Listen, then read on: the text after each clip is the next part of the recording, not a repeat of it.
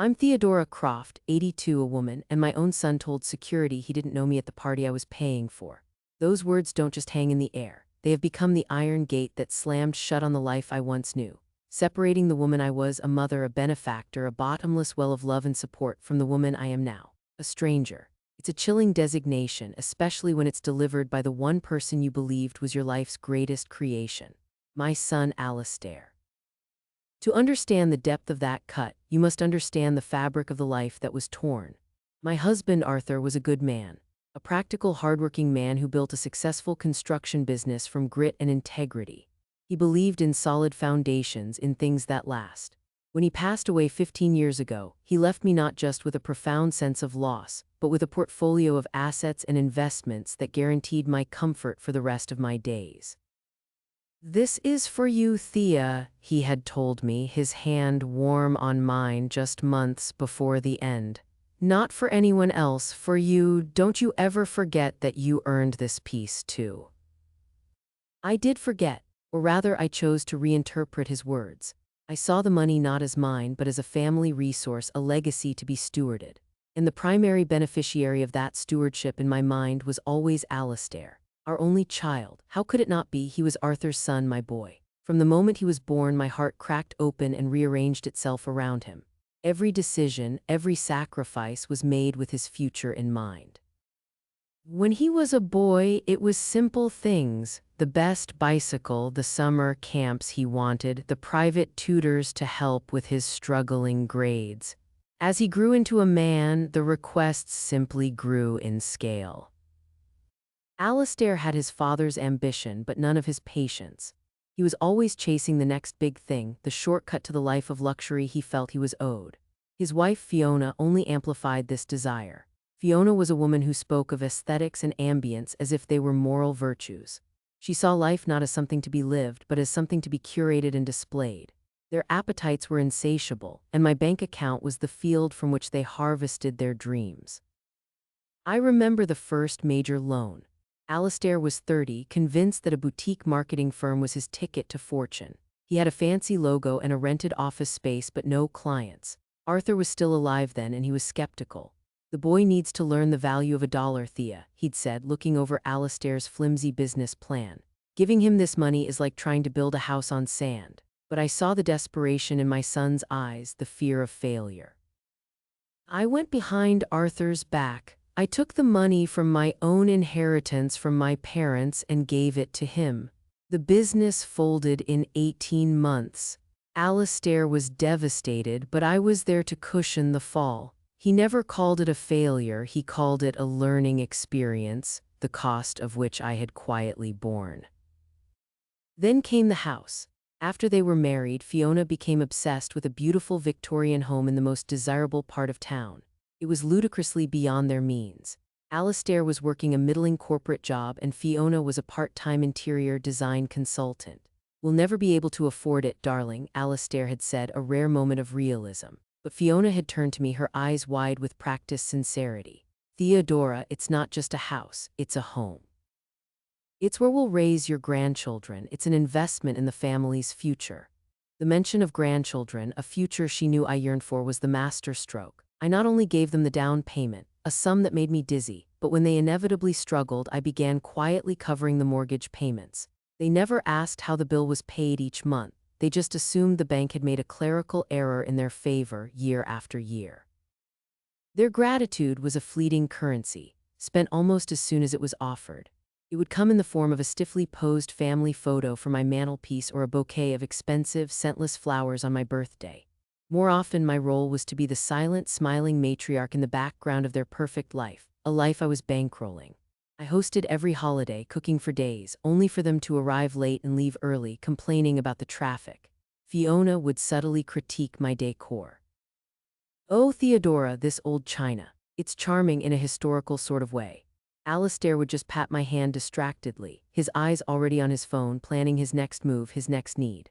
I told myself it was just how the younger generation was. I told myself their success was my success. I was the foundation Arthur had spoken of, solid and unseen, allowing them to build their beautiful life on top of me. I didn't realize that a foundation, when continually exploited, can be gin to crack. The idea for the party began as most things did with Fiona. It was to be their 25th wedding anniversary, a silver jubilee.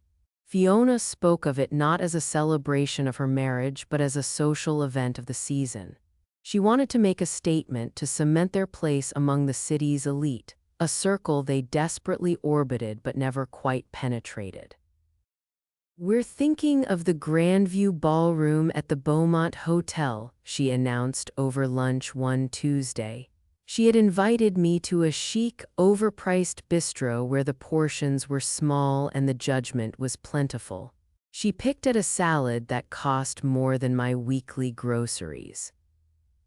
"The Beaumont?" I said, my fork hovering over my plate. "My goodness, Fiona, that's quite a place. Arthur and I went there for our 30th. It must be terribly expensive." "It is," she said with a dismissive wave of her hand as if expense were a vulgar little detail. "But you only have one 25th, Theodora. It's a milestone. We want to do it right. Alistair has so many important clients and colleagues now. It's really more of a networking event than a party when you think about it. It's an investment in his career." The word investment was the baited hook. I had heard it so many times before. It was the magic word that transformed their lavish wants into my practical responsibilities. Alistair, for his part, played the role of the reluctant, hard-working son. "Honestly, Mother, I think it's too much," he said when I brought it up with him later. "Fiona gets carried away. We can't possibly afford it." He sighed, running a hand through his perfectly coiffed hair. It was a well-rehearsed performance. He presented the obstacle, knowing I would feel compelled to remove it. "Nonsense," I found myself saying, the words leaving my mouth before I could stop them. "A 25th anniversary is a remarkable achievement. Your father would have wanted you to celebrate it properly. Let me help. It can be my gift to you both." The relief on his face was immediate and unguarded. It was the look of a man who had just won a bet with himself. "Mother, you don't have to, are you sure?"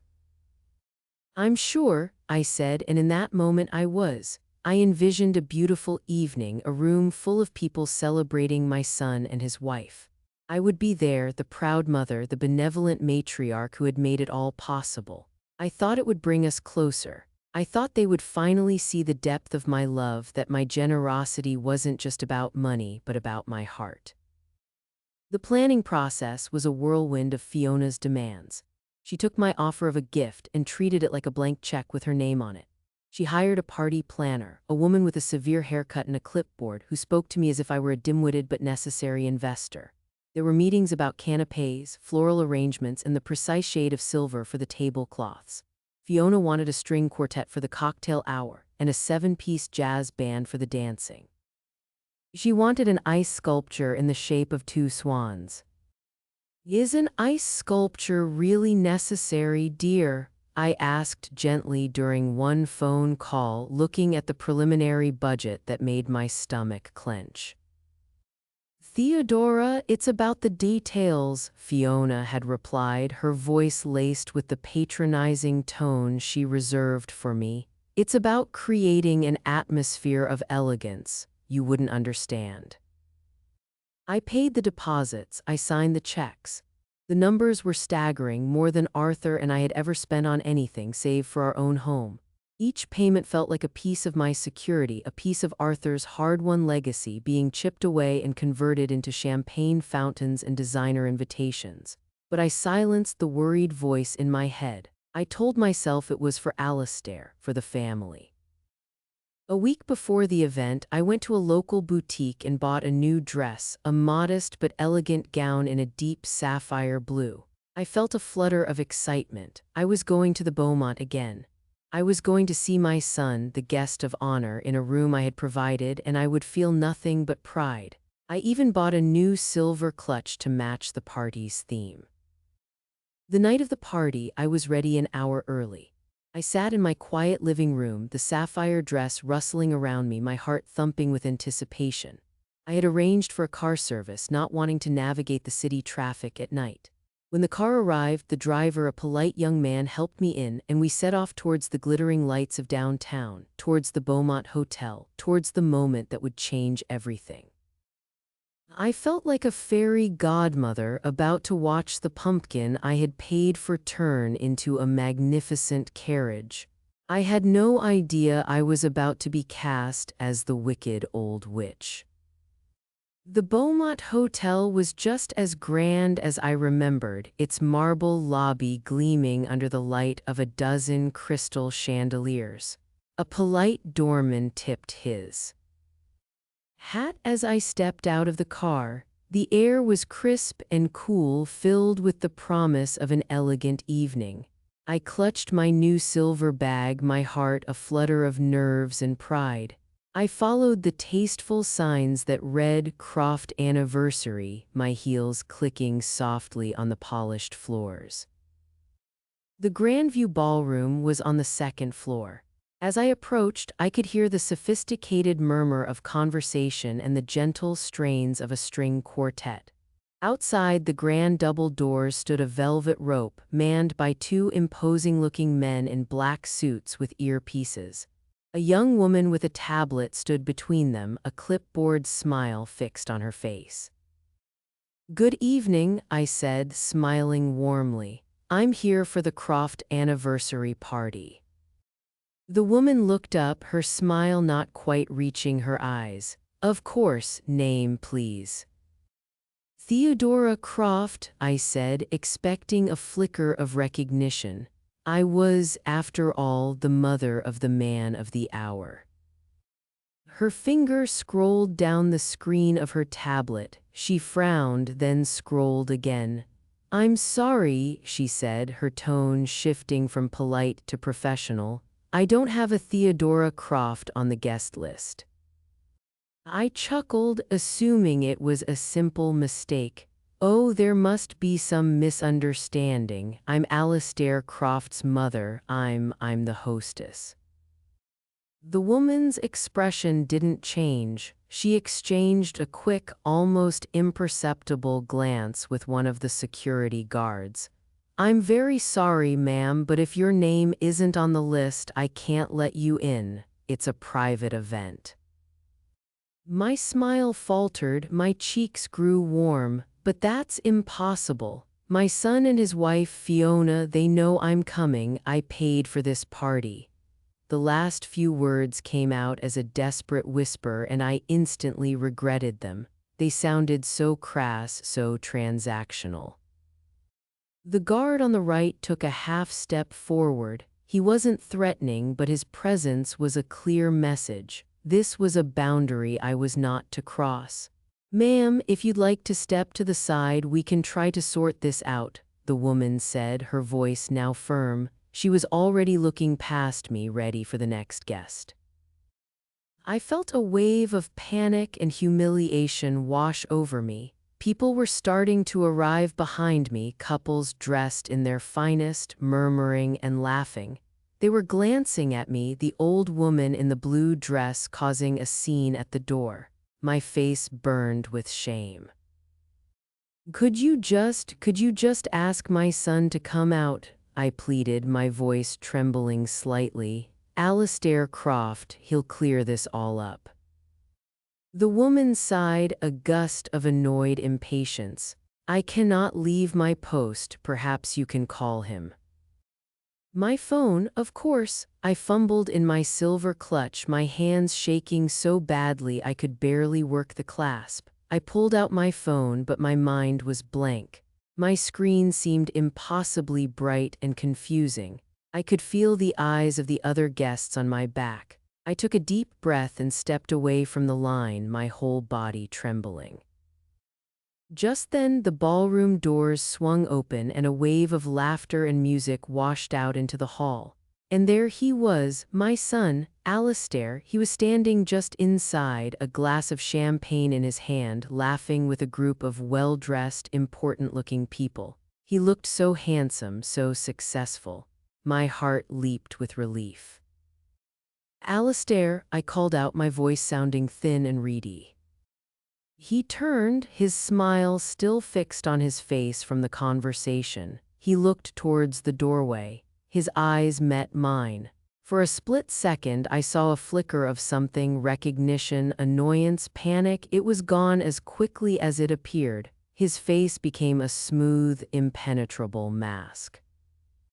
He excused himself from his group and walked towards the entrance. The hostess with the tablet immediately straightened up, her professional smile returning.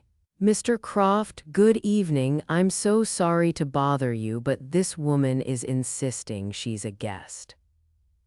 I looked at my son, my face pleading, waiting for him to laugh it off, to scold the staff for their mistake, to sweep me into the party with a proud arm around my shoulder.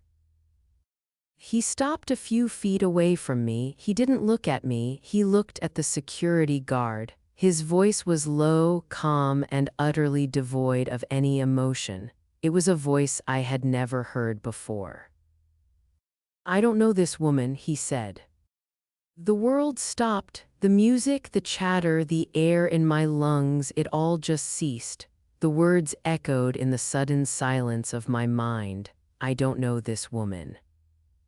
The guard tensed. The hostess's eyes widened almost comically. I stared at Alistair, certain I had misheard. "Alistair," I whispered, "it's me, it's your mother." He finally turned his eyes to me. They were cold, like polished stones. There was no love there, no recognition, only a chilling, dismissive blankness. He was looking at me as if I were a stranger on the street, a panhandler, an inconvenience to be removed. To his friends watching from inside, to the staff, he was projecting an image of a man being harassed. "She seems confused," he said to the guard, his voice carrying an infuriating note of false pity. "She's not on the list, please handle it." And then he turned his back on me. He walked back into the ballroom, back to the laughter and the champagne and the string quartet, back to the party I had paid for. He didn't look back. The security guard took a firm but not unkind hold of my elbow. "Ma'am," he said, his voice now gentle, "I think it's time for you to leave." I didn't resist. I couldn't have, even if I'd wanted to. My bones felt as if they had dissolved. My sapphire dress felt like a costume for a play I had completely misunderstood. I allowed him to steer me away from the ballroom, past the line of curious, whispering guests, towards the grand staircase. Each step down was a descent into a new kind of hell. The humiliation was a physical force pressing down on my chest, making it impossible to breathe. He escorted me through the gleaming lobby and out the front door into the cold night air.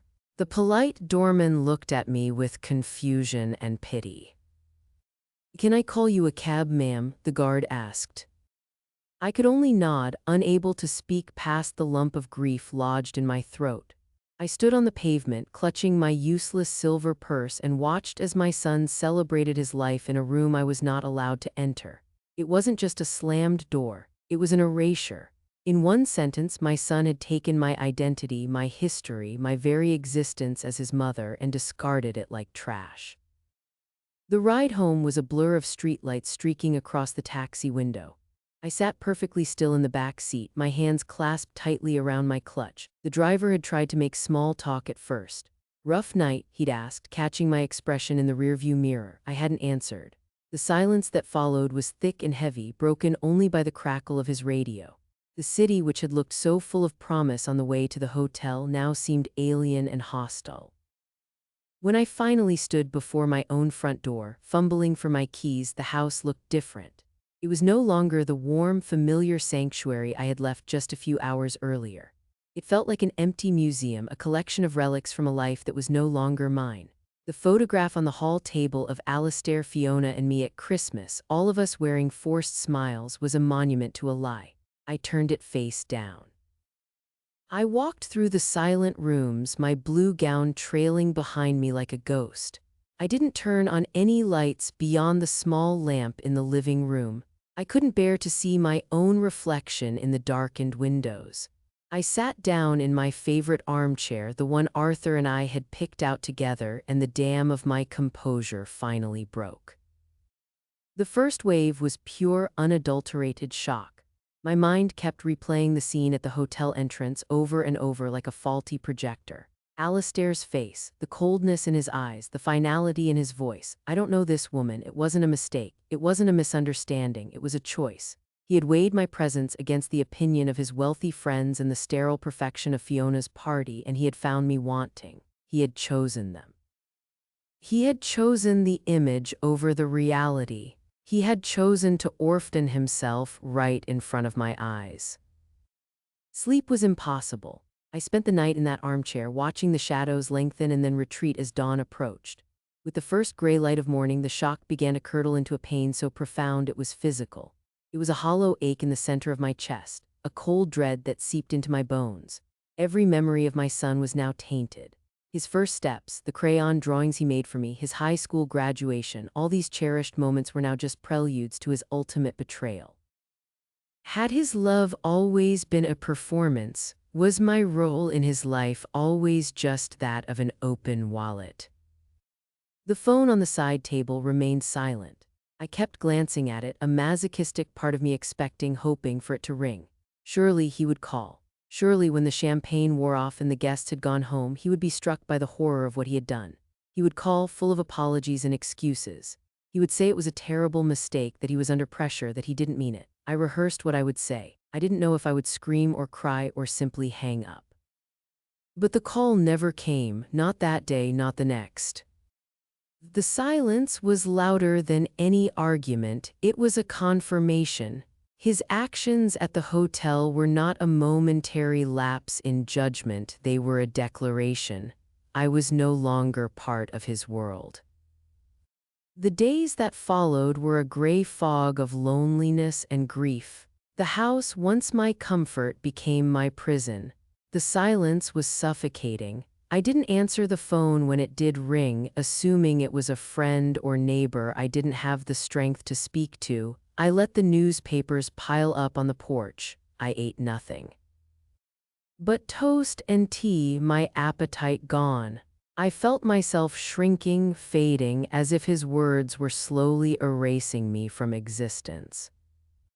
I would wander from room to room, touching the objects that defined my life. Arthur's favorite books, the silver frame holding my wedding photo, the little clay handprint Alistair made in kindergarten. I picked it up, its small size a stark reminder of the little boy who had depended on me for everything. Where did that boy go? How did he become the cold stranger who had turned his back on me? The answer, I realized with a sickening lurch, was that I had helped him become that man. I had paved his way with my money and my unconditional forgiveness. I had cushioned every fall, paid for every mistake, and demanded nothing in return. I had taught him that my resources were infinite and that my love came with no strings attached. I had made myself so reliable, so constant, that I had become invisible. I wasn't a person to him anymore. I was a utility. And when that utility became an inconvenience, a potential source of embarrassment, he had simply shut it off. This realization was the second blow, and in some ways it was more devastating than the first. The shame of his actions was now compounded by the shame of my own blindness. Arthur's words came back to me, echoing in the silent house. "This is for you, Thea, for you." He had seen it. He had known my weakness was my son, and he had tried to protect me, and I had failed myself. I had given away the peace he had worked so hard to provide for me. I had traded my dignity for the hollow performance of a grateful son. I was not just a victim of Alistair's cruelty, I was an accomplice in my own diminishment. The weight of that knowledge was almost too much to bear. I felt utterly, hopelessly alone. 2 weeks passed in that gray, silent haze. 2 weeks of the world outside continuing on without me. I had become a ghost in my own home, haunted by the memories of a family that no longer existed. My grief had settled into a kind of dull, permanent ache. I felt ancient, fragile, and profoundly tired. One afternoon, the phone rang, and for some reason, instead of ignoring it, I answered. My voice was a croak, hello. Thea, is that you? You sound dreadful. The voice was like a blast from the past, strong, clear, and full of gravelly warmth. It was Samuel Reed, my late husband's best friend and for as long as I could remember, our lawyer. After Arthur died, Samuel had handled the estate with quiet efficiency and had made me promise to call him for anything, anytime. A promise I had never kept, too proud to ever admit I needed help. Samuel, I managed to say, my throat tight. Hello. I've been calling for a week, Thea, he said, and I could hear the genuine concern in his voice. I was about to drive over and break down the door. What in God's name is going on? Are you all right? I'm fine, Samuel, just under the weather. It was a feeble lie, and we both knew it. There was a pause on the other end of the line. I'm 5 minutes away, he said, his tone leaving no room for argument. Put the kettle on. He hung up before I could protest. A part of me was horrified at the thought of anyone seeing me in this state, my hair unkempt, still wearing the same robe I'd been in for days, the house a mess of my neglect. But another part of me felt a tiny, flickering spark of relief. The thought of not being alone, even for an hour, was like a gasp of air after being underwater for too long. When Samuel arrived, he took one look at me and his face, normally craggy and cheerful, hardened with worry. Samuel was a man built like an old oak tree, sturdy, dependable, and deeply rooted. He was 75, but he had the energy of a man 20 years younger. He walked past me into the house, his gaze sweeping over the dusty surfaces and the downturned photograph. All right, Thea, he said, gently taking my arm and leading me to the kitchen. Talk to me, and don't you dare tell me you're fine. He made the tea himself, moving around my kitchen with a familiarity that was both comforting and heartbreaking. He was a piece of my old life, my life with Arthur. As the kettle whistled, I found myself telling him everything. The words tumbled out, disjointed and choked with tears I thought I no longer had. I told him about the party, the dress, the hostess with the tablet, and the velvet rope. And then, my voice dropping to a whisper, I told him what Alistair had said. Samuel listened without interrupting, his expression growing darker with every word. He sat opposite me at the kitchen table, his large, capable hands wrapped around his mug of tea, his knuckles white. When I finished, the only sound was my own ragged breathing. That boy, Samuel said, his voice a low growl, that ungrateful, spoiled, miserable little princeling. He set his mug down with a definitive clink. I could kill him, Arthur would kill him. Hearing Arthur's name spoken with such certainty, such righteous anger on my behalf, broke something open in me. Arthur warned me, I sobbed. He told me not to let him take advantage, and I didn't listen. Don't you dare blame yourself, Samuel said, his voice firm but kind. He reached across the table and patted my hand. It was a gesture so much like my late husband's that it made my heart ache. You're a mother, you loved your son, that is not a failing, Thea. His betrayal is his sin, not yours. You acted out of love. He acted out of greed and cowardice. There is no comparison.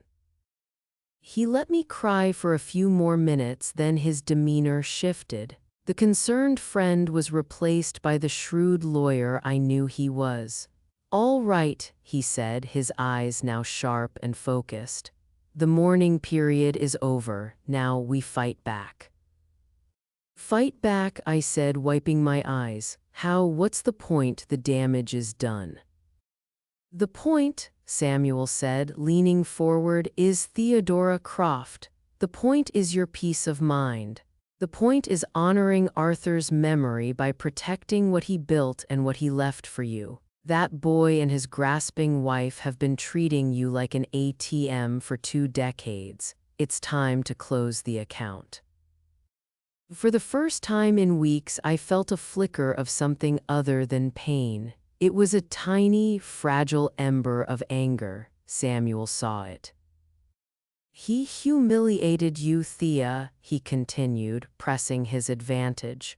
He tried to erase you. We are not going to let him get away with it. We are going to remind him in no uncertain terms who he's dealing with." He stood up and began to pace my kitchen. "First thing tomorrow, you and I are going to my office. We are going to pull up every bank statement, every property deed, every check you've ever written for that boy. We are going to conduct a full financial audit of your generosity. And then we are going to build a fortress around you and your assets so high and so strong that neither he nor that social climbing wife of his will ever get their hands on another penny they haven't earned." His energy was infectious. It was the first time someone had looked at the situation and seen not a family squabble but a battle to be won. He wasn't offering pity, he was offering a plan. He was offering strength when I had none left. "I don't know, Samuel," I whispered, the fear and habit of a lifetime of capitulation still strong. "He's my son." Samuel stopped pacing and looked at me, his eyes soft again.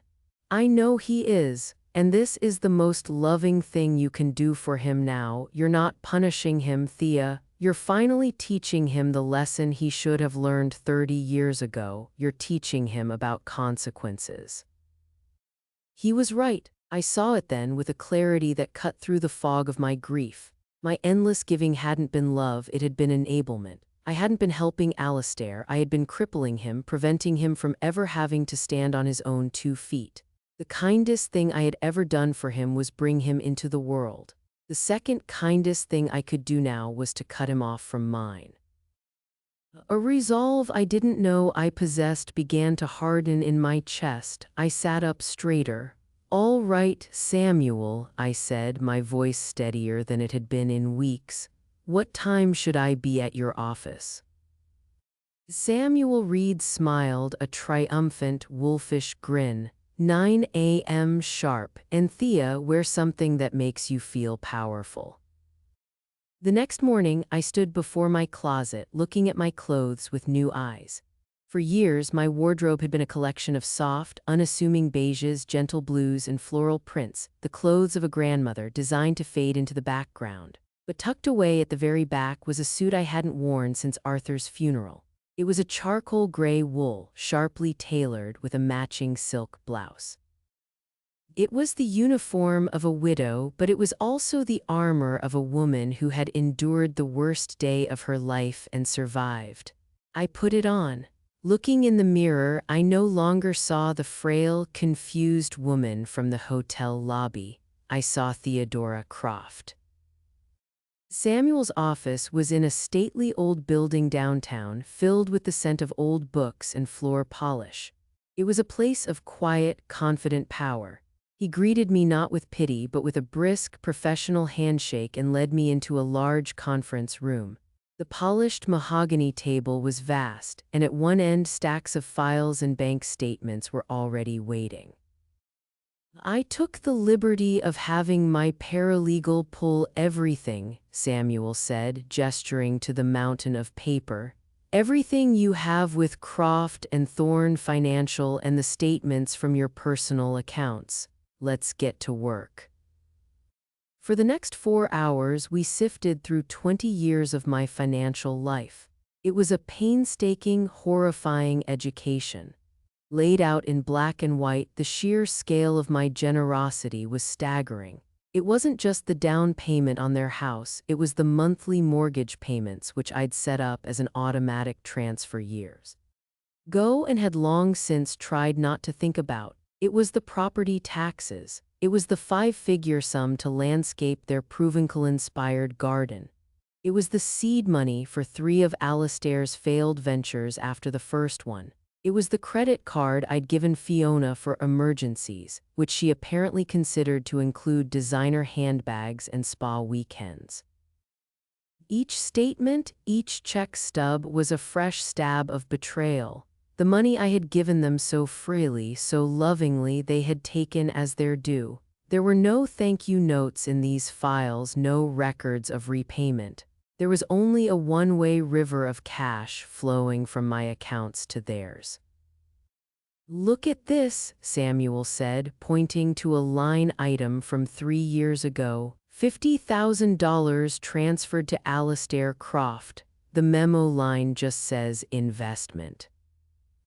I remembered that Alastair had been excited about some tech startup. He'd promised me triple the return in a year. I never saw a penny. The company, I later learned through a stray comment, had gone bankrupt. He'd never even had the decency to tell me my money was gone. The most damning discovery was the house.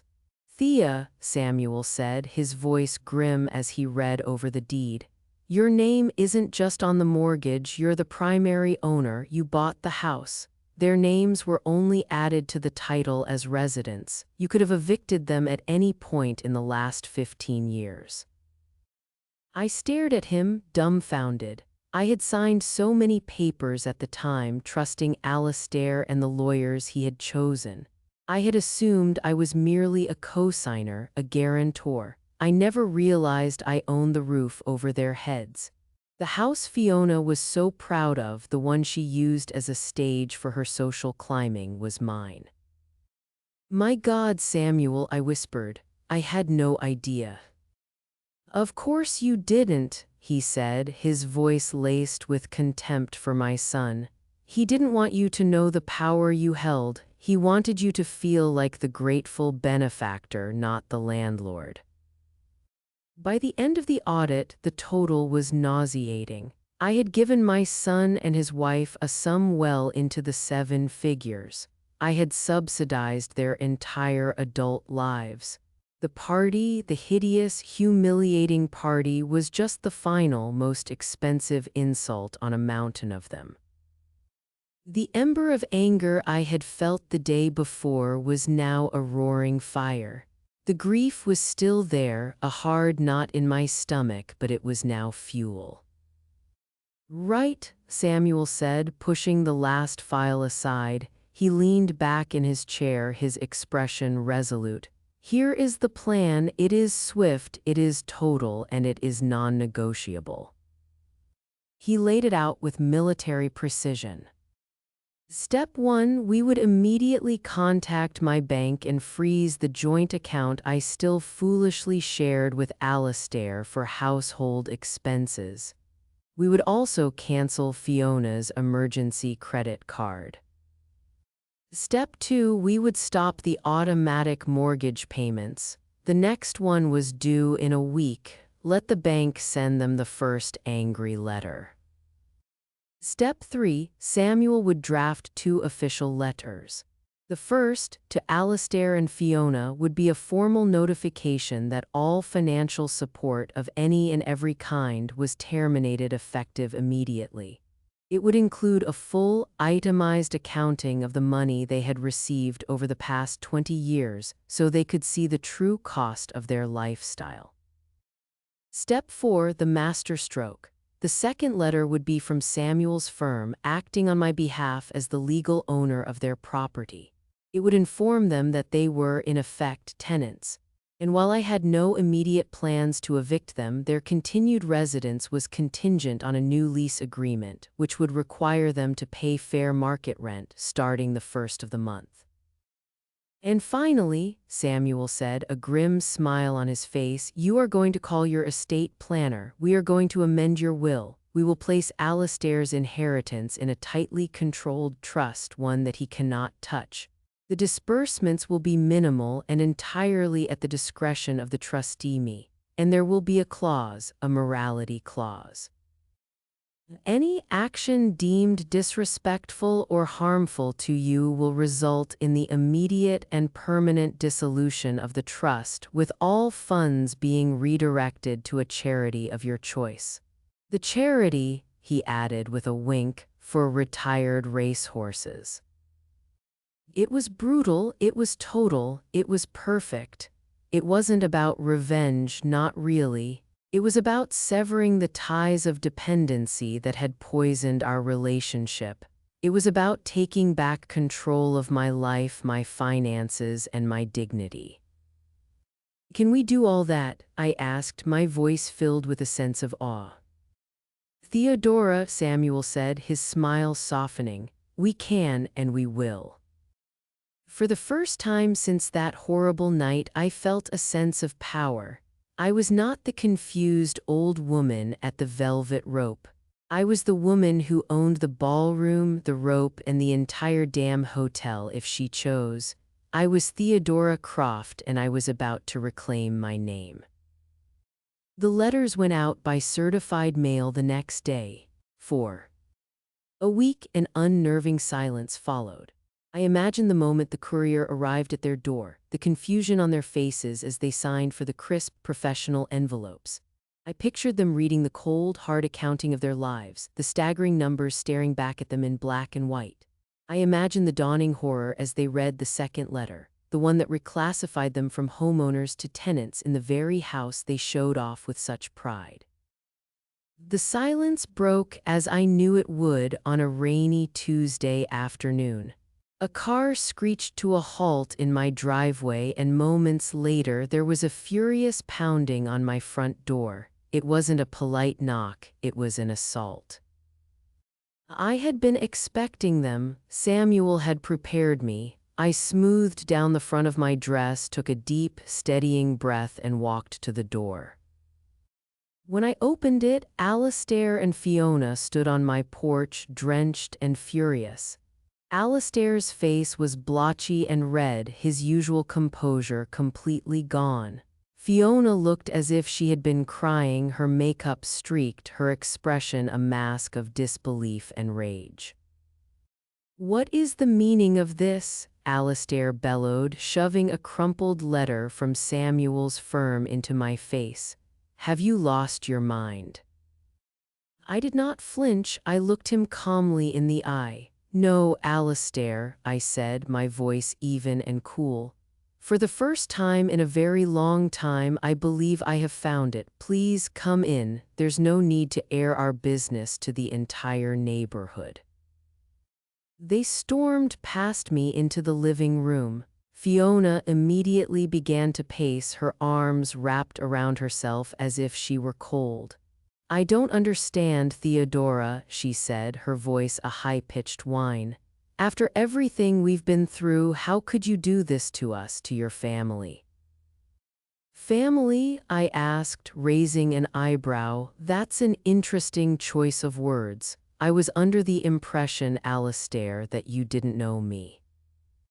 The shot hit its mark. Alastair flushed a deeper shade of red. "That was a misunderstanding," he spluttered. "The security was being difficult. I was stressed.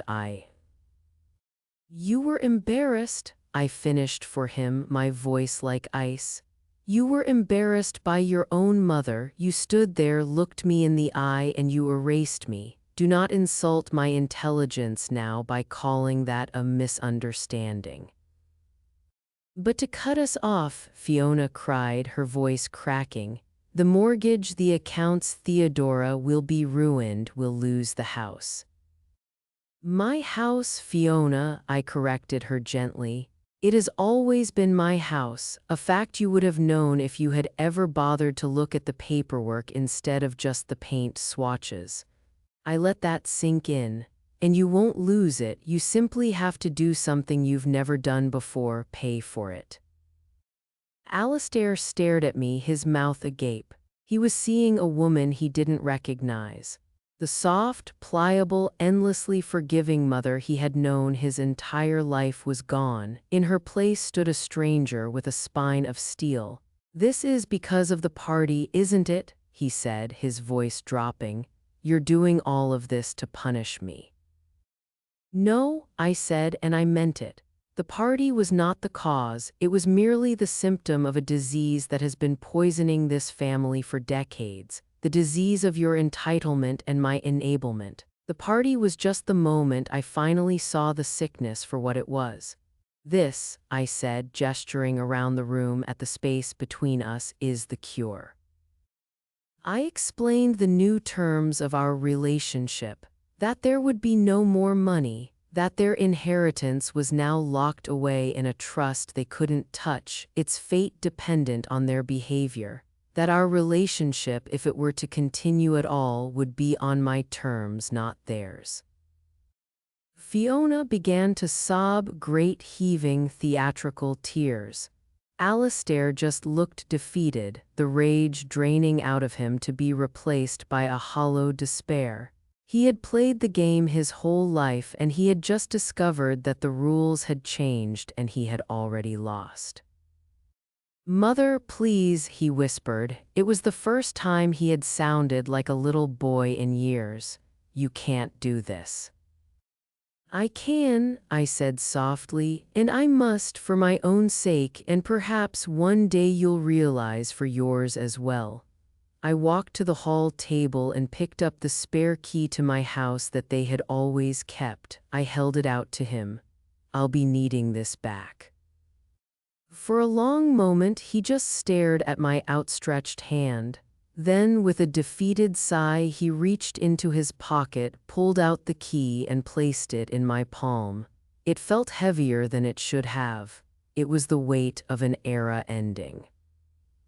They left without another word. I watched from the window as their car backed out of the driveway and drove away down the rain-slicked street. I didn't feel triumphant. I didn't feel vindictive. I felt a profound, quiet sense of peace. The storm outside was raging, but the storm inside me had finally passed. The house was silent again, but it was a different kind of silence. It wasn't the suffocating silence of loneliness. It was the clean, empty silence of a new beginning. The next day, I took down the photograph from the hall table.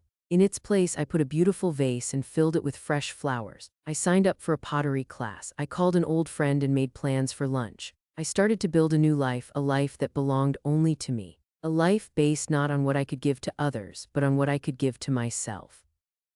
A life built on a new foundation, one that was solid, respected, and entirely my own. For most of my life, I believed that a mother's love was supposed to be a bottomless cup, one that you pour and pour from until it's empty, and then you somehow find more to give. I thought my value was measured by the depth of my sacrifice. But what my son taught me on that cold, humiliating night is that a cup that is always being emptied without ever being refilled eventually breaks. My mistake was not in loving him, but in loving him more than I loved myself. True love, I've learned, requires boundaries. It demands respect. It cannot survive on a diet of one-way generosity. By taking back my power, by closing the bank of Mom, I wasn't just saving myself. I was giving my son the one thing my money could never buy him, the opportunity to become his own man. Whether he takes it or not is his story, not mine. My story is about the woman who remembered at 82 years old that her peace was worth more than anyone else's approval.